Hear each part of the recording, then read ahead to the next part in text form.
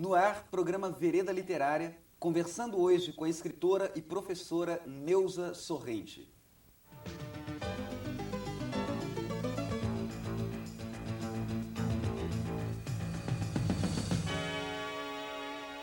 Neuza Sorrente nasceu em Itaguara, Minas Gerais. Formou-se em Letras pela PUC-MG e em Biblioteconomia pela UFMG. Dentre seus trabalhos, destacamos Casamento da Viúva, Magrela, Lua Cheia de Poesia, O Gatinho que Cantava, Marcado para Bater e O Menino Léo e o Poeta Noel. Atualmente, Neuza Sorrente é mestranda em Letras pela PUC-MG. Tudo bem com você, Neuza? Tudo bom. Então tá ótimo. Neuza, eu gostaria de começar você falando um pouco sobre esse seu envolvimento com a literatura e particularmente com a literatura destinada ao público jovem. Eu acho que isso nasceu há muito tempo. Devia estar escrito nas estrelas, né? Porque eu fiz letras, fui professora 15 anos de língua francesa e língua portuguesa. Depois eu fiz biblioteconomia e catalogando e classificando livros na biblioteca pública, eu botei o meu olhar para os livros infantis. E desde 1980 eu não tirei meu olhar deles. Aí eu fui procurar fazer uma especialização, uma pós-graduação, especialização em literatura infantil e juvenil. E desde então eu comecei a escrever alguma coisa, eu já tinha alguma coisa guardada, engavetada, fui perdendo a vergonha, mostrando aos editores. Eu acho que a minha entrada na literatura não foi assim tão difícil. Eu tive, assim, muita sorte e eu continuo gostando e é um caminho que eu não desejo largar tão cedo ou nunca. Para benefício da nossa cultura mineira. Neuza, você tem um trabalho publicado pelo Armazém de Ideias, Magrela, é um trabalho da coleção Diferenças, em que você trabalha o tema de uma menina que trazia essa marca, né, do pouco peso, e num dos trechos você diz o seguinte: depois disso, passei a ensinar essas brincadeiras para as meninas e todas adoravam, afinal, garotas modernas precisam diversificar as brincadeiras, porque devemos desde cedo enfrentar o mercado competitivo masculino. Se eles constroem pontes, atacamos de construtoras de prédios. Eu gostaria que você comentasse esse trabalho para nós. É porque esse livro ele tem um pouco assim, né, uma mistura de verdade, de ficção com realidade. Então, quando eu era pequena, eu era muito magra, muito alta, e eu sobrava nas filas da brincadeira. E eu descobri que brincar com os meninos era muito melhor do que eu ficar na fila do escorregador e chegar na minha hora não ter jeito. Então, brincando com os meninos, eu descobri que os companheiros meninos, eles podiam me ensinar muita coisa. E nós também, meninas, ensinar para eles. E como é que os leitores reagem ao tema, né? Porque você trata da diferença, né? Essa coleção toda quer enfocar isso. Inclusive, esse trabalho da diferença, né, o respeito que se deve ter às diferenças individuais, que é um problema alvo de zombaria nas escolas. A criança muito gorda, a criança zarolha, a criança magra, né, a criança gaga. Então, eu acho que esse livro, uma professora me disse que os meninos riem muito quando leem esse livro, porque eles se projetam no livro. Então, é por aí. A gente quer causar o riso, quer que o menino se identifique com o texto e quer que ele se sinta que ele não está sozinho, né? Aquela diferença que ele possui, muita gente possui também. E deve ser respeitada, né? Claro. Bom, um outro aspecto marcante no seu trabalho, essa personagem é feminina, mas você adentra também pela voz do homem, seleciona o menino homem, né, Marcado para Bater, e esse traço da violência, num trecho você diz... O personagem diz: eu ainda era pequeno, mas já ouvia meu pai dizer: filho meu não leva desaforo para casa, pode bater, Taquinho. Que conselho mais besta! Sempre pensei que as palavras deveriam ter mais força que o braço. E a história de construção desse livro, Neuza? Essa história eu achei muito boa. porque você entrar no universo, né, você assumir uma voz masculina num texto é bem difícil para uma mulher.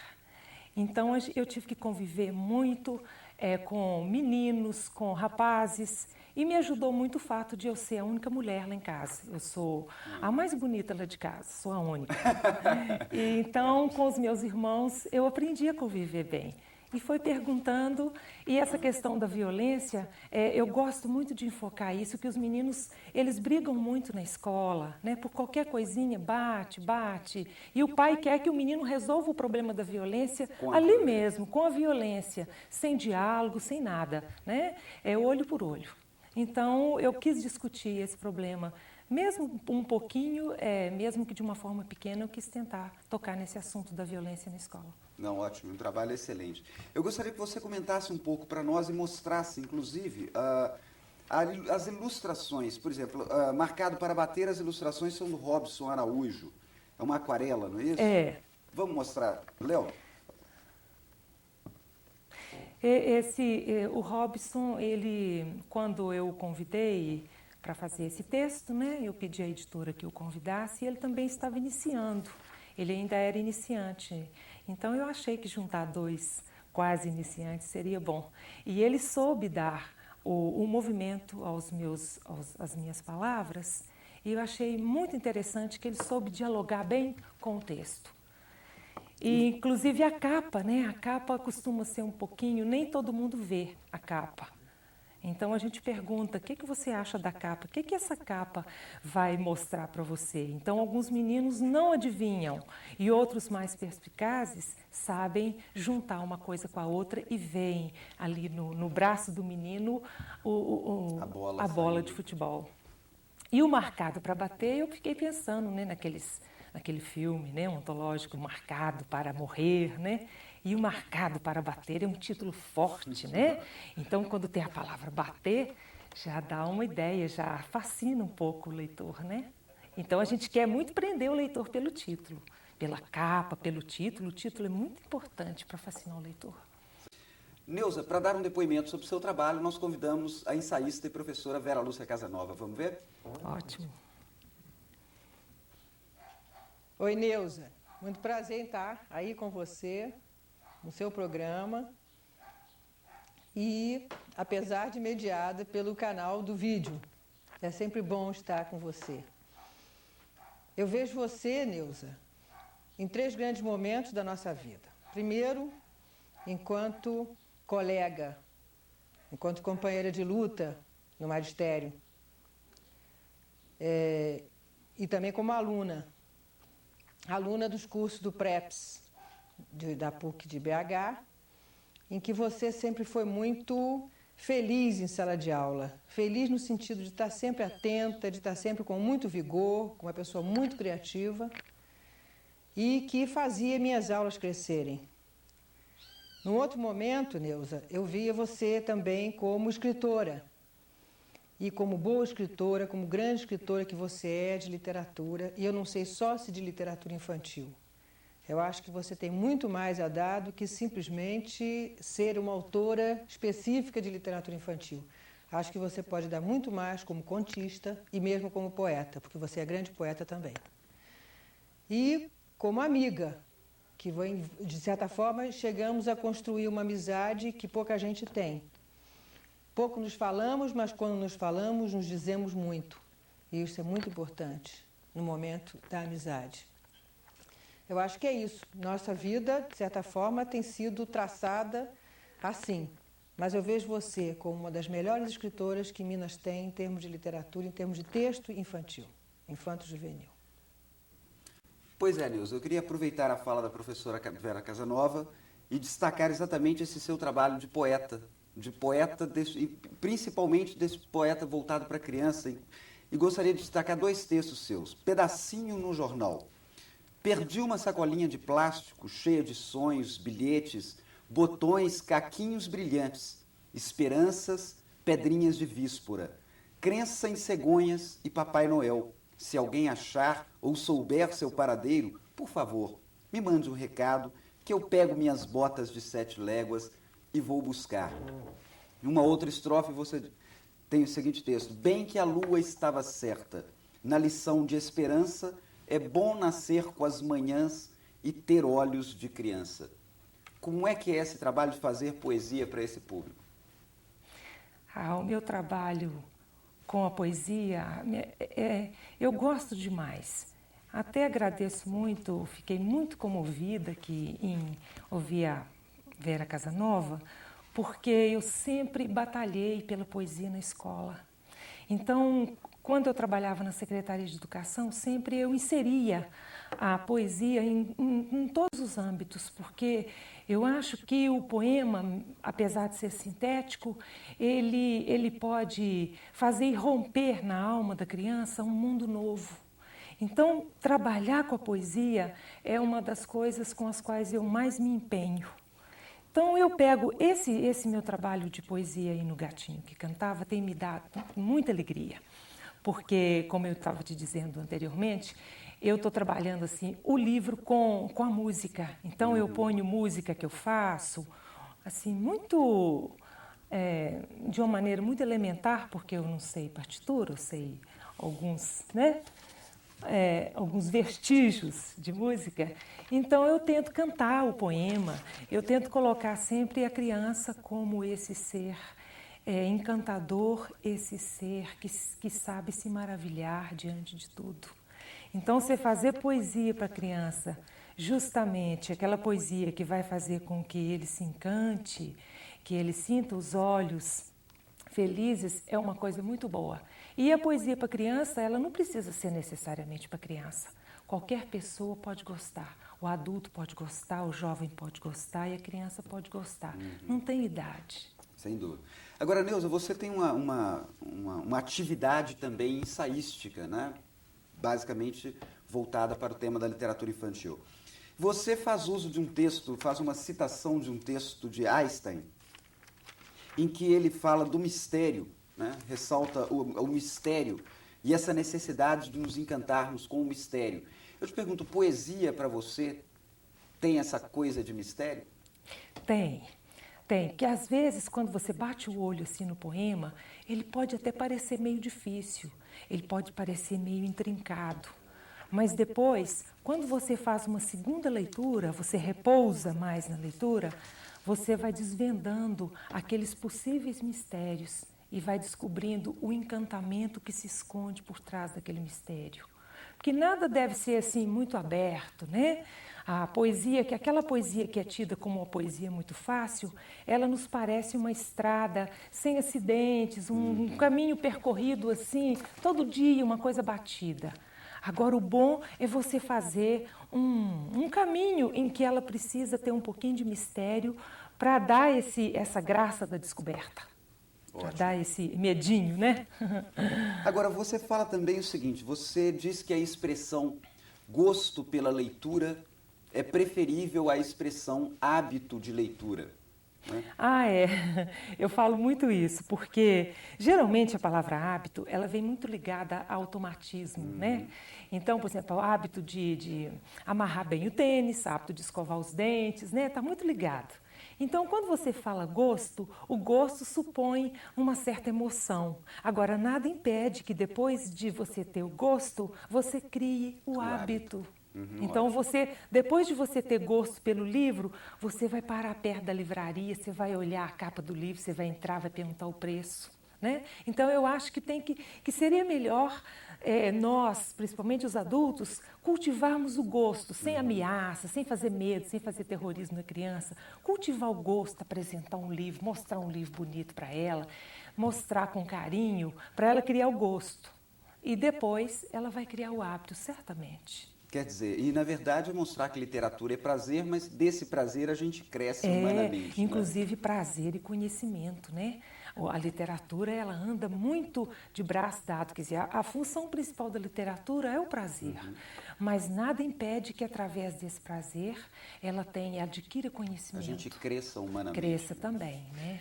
Bom, e quanto a isso, num texto seu você diz, quanto à leitura do texto literário, não se sabe a quantas anda. As expressões não tenho tempo e literatura nem pensar passeiam pelos corredores da escola impunemente. É mesmo, porque eu trabalho muito com professoras da rede estadual e particular também, então, às vezes, na carga horária, não sobra tempo para literatura. Então, é muita coisa. E, às vezes, o próprio esquema escolar gostaria de ver o quadro cheio de operações, conjugações, a língua portuguesa ali. E se um diretor ou um orientador passa e vê a professora se demorando muito num texto literário, pode parecer perda de tempo. Então, não, esse livro eu vou ficar só um pouquinho porque eu tenho que trabalhar matemática, eu tenho que dar ciências, eu tenho que dar isso. Então, a literatura, ela se sente assim um pouquinho exprimida no calendário e no currículo, né, em geral, o que é uma pena. Uma pena. Neuza, um trabalho seu que premiado, inclusive, né? O Menino Léo e o Poeta Noel.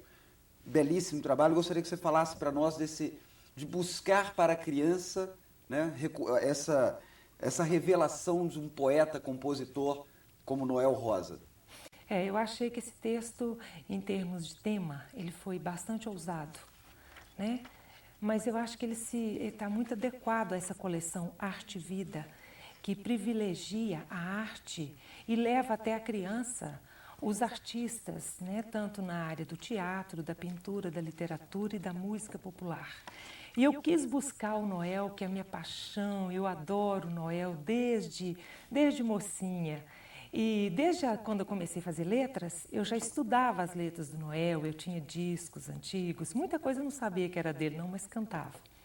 Então eu quis fazer um texto, esse texto é uma narrativa mista, porque ele tem a parte ficcional, que é a família do menino Léo, e tem a parte biográfica, né, que é uma espécie de realismo documental. Então, ele tem a parte que é documental, biográfica, e tem a parte que é ficcional, que é a narrativa. Então, para encaixar os dois, deu um pouquinho de trabalho.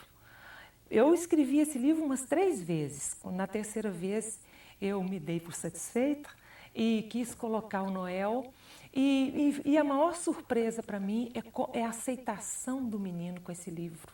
Mas me surpreendeu demais quando eu chego nas escolas, eles colocam, tá, Aracide Almeida cantando, tá, aqueles discos chiados, né? Então eu acho que tudo isso é porque a gente tem uma tendência em falar que brasileiro não tem memória, então, mas não faz nada para isso. Então eu achei que era uma contribuição mínima, mas necessária, levar às escolas, levar para a criança, levar para o pequeno leitor ou para o adolescente essa grande figura da música popular brasileira que foi o Noel Rosa. E com o seu livro a gente se encanta 2 vezes. Se encanta com o trabalho de Noel Rosa, que é de fato primoroso, e com o trabalho primoroso do texto e da arte gráfica. Agora, você diz uma coisa aqui interessantíssima. Se o povo gosta, tem que pagar. Artista não vive de brisa.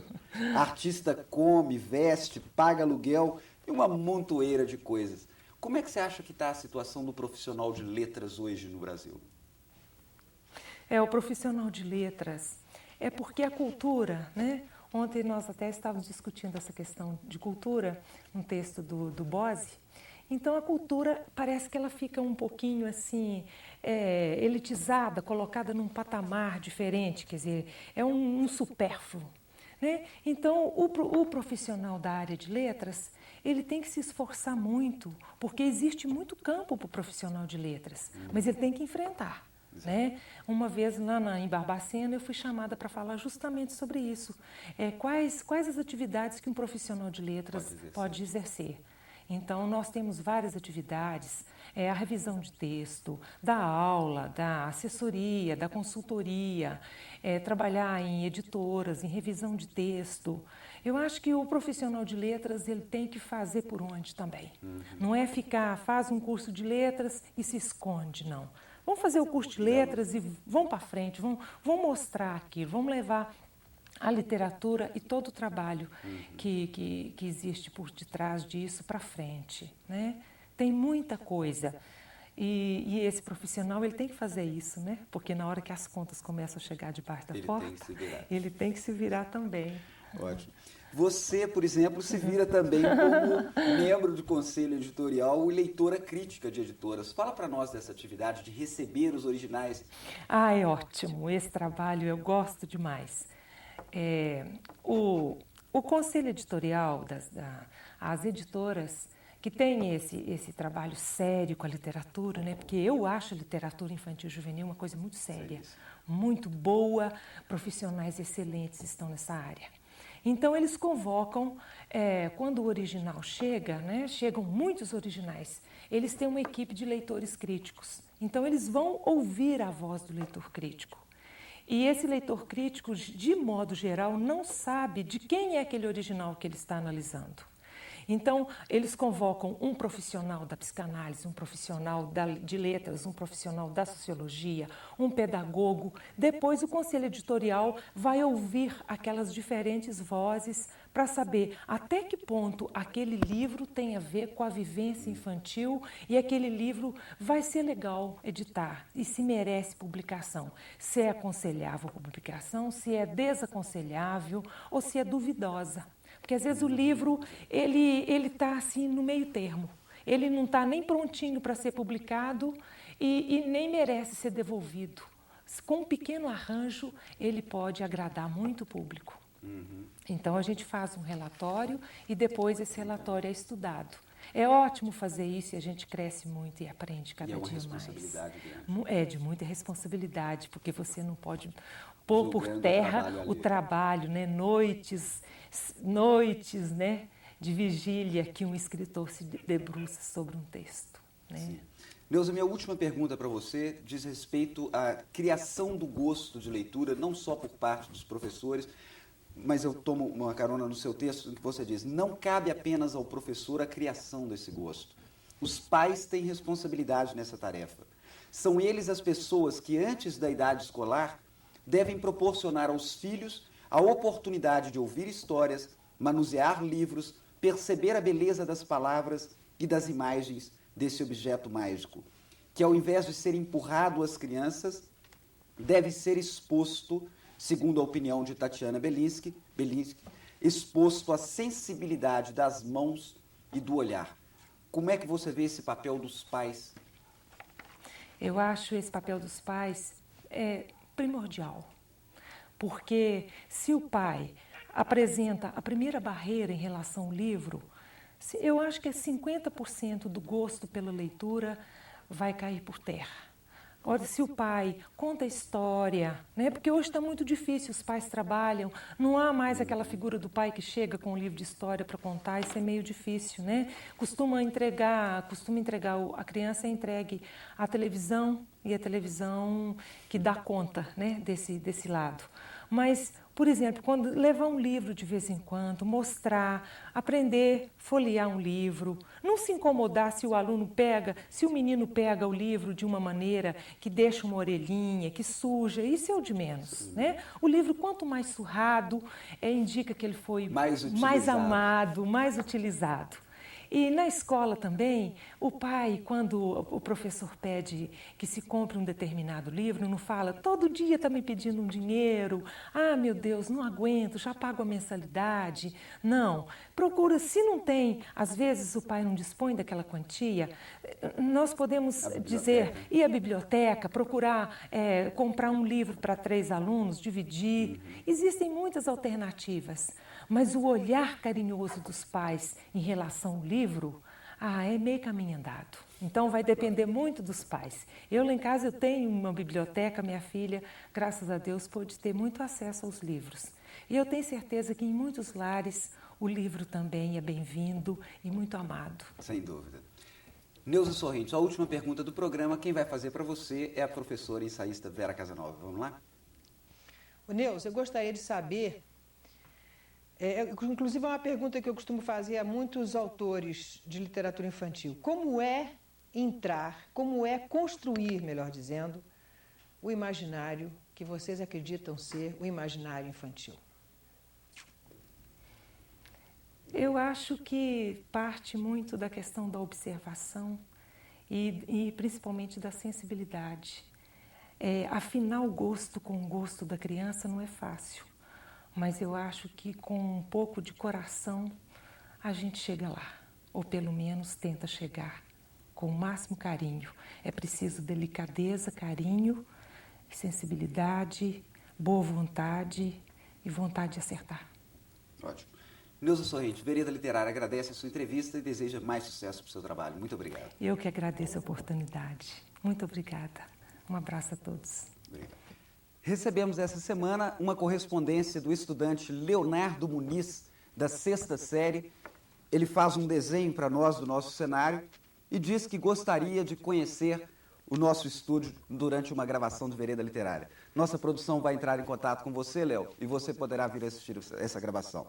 Contamos com você aqui no nosso próximo programa. Boa leitura, muito obrigado.